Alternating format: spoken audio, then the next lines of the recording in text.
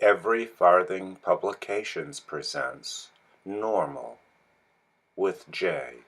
Edson. Is pedophilia normal? Now that's an interesting question. But like with so many questions, we have to be clear about our terminology before we can really say much that means anything. So let's try to reframe it. If anybody's listened to previous presentations here, they're aware that the idea of that the term pedophilia is probably not a very useful one. So let's reframe the question just a little bit and ask, is it normal for there to be erotic and sexual attraction between minors and adults? Okay, so let's address that question. Well, I remember quite some years ago when I was visiting some friends, and we were having a discussion about whether homosexuality was normal. Some thought it was, some thought it wasn't, and we had quite an exciting conversation about this. One of the young women there was adamant that it was not normal. And her major argument about that was, the animals in the forest don't do that. Well, that seemed like a very strong argument to her, and nobody was really able to come up with anything against it, even though maybe it didn't change everybody else's minds. That seemed worth thinking about. Well, it turns out that the animals in the forest they do more than one might think they do. I first really learned, I'd heard things about this, but I learned about it in a book called Biological Exuberance, Animal Homosexuality and Natural Diversity. It's a book by a guy by the name of Bruce Bagamihl, I guess, Bagemihl.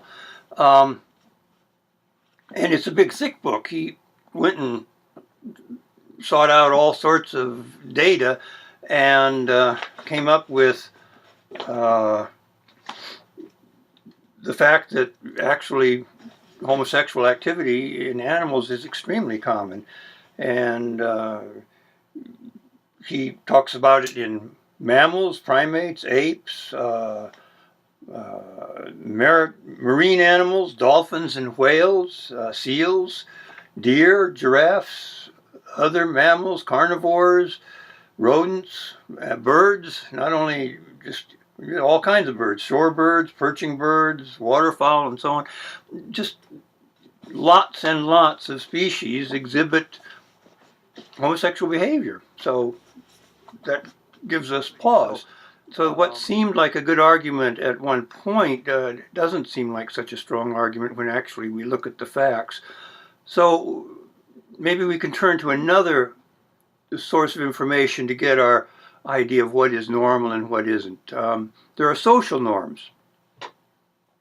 This seems pretty straightforward. We know that society condemns maybe not homosexuality, but it condemns pedophilia. I don't know if I made it clear, but the Biological Exuberance talks a lot about sexual activity between different ages in the different species. So it was the full range of homosexual activity that he was talking about. At any rate, we know that at least intergenerational sexuality is condemned by society. Well, it's not normal. That means that it does not fit within the norms of society. But if we try to look at this in a little broader sense, we realize that maybe we're being cultural chauvinists. There were the Greeks back in the 5th century, and the Romans after them, in the first few centuries of AD, who treated homosexual activities between boys and men as quite normal and desirable.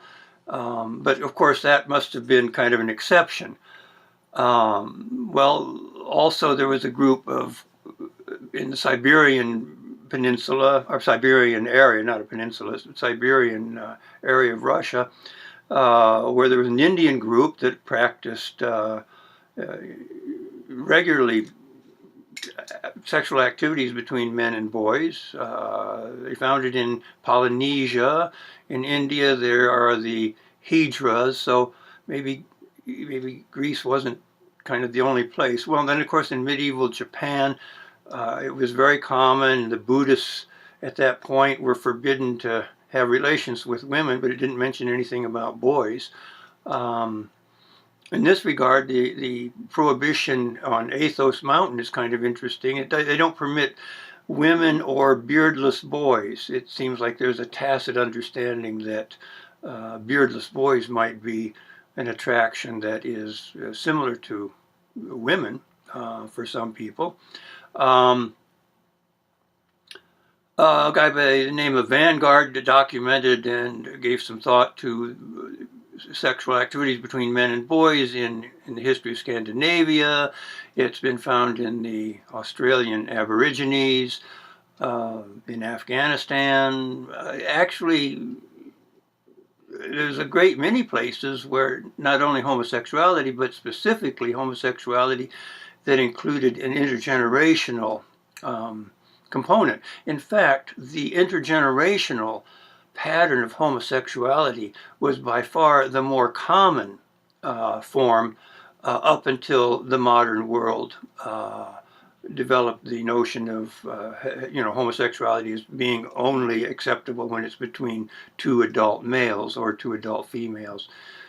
So if we don't stick with a pretty narrow definition of what we mean by society, limiting it to our society, which is a very chauvinistic approach, we find very little support for the idea that it's abnormal. It's normal in one society, abnormal in another, and really quite expected in a third, and not necessarily expected, but quite acceptable in a fourth, etc. There are a lot of different patterns, and it's hard to nail down with any accuracy what is normal in a more universal way. Well,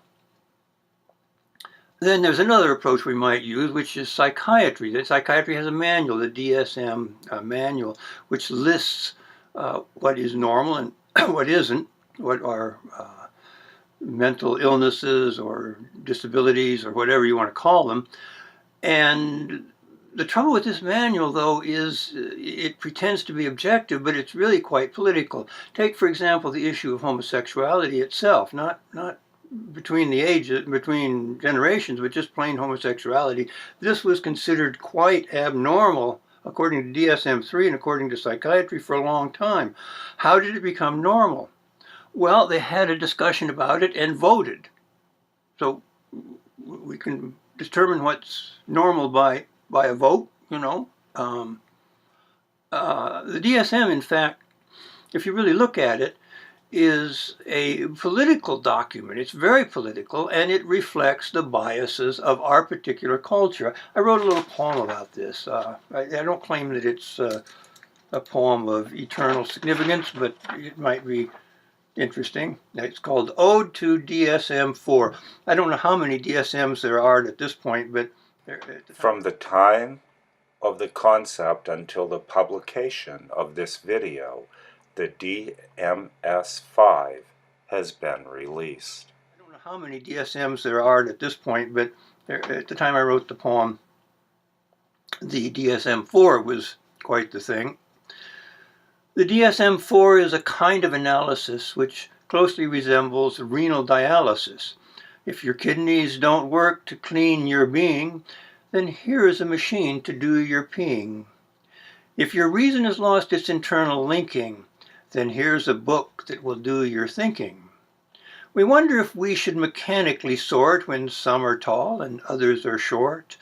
But if you don't fit our Procrustean bed, our doctors can lop off part of your head.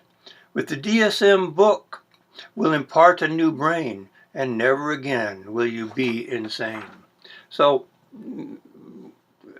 probably the DSM manual doesn't have that sort of capacity for getting rid of all errors and mental difficulties. But at any rate, it is a very political book, and it does reflect the norms of our current society. It is not an objective description of what is normal or what is not.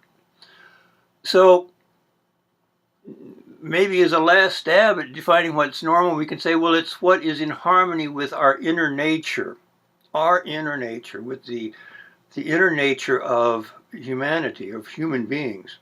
Well, we learned later about animals that if they were acting in accordance with their inner nature, then their inner nature was quite different than their notions of normality. What was written in their hearts was quite different than what is written in our law books. They were very diversified. And of course, that's the case with human beings. What is in the inner nature of one human being isn't necessarily identical with what's in the inner nature of another human being. So that doesn't really go very far, except to say that probably human beings are more normal if they do what comes naturally to them. That's what's natural, that's what's normal. So we're not left with much dependable information if we try to determine what is normal and what is abnormal in terms of sexual behavior. The very term itself, you see, is problematic. What does normal mean? What's normal for one society or for one individual is abnormal for another one.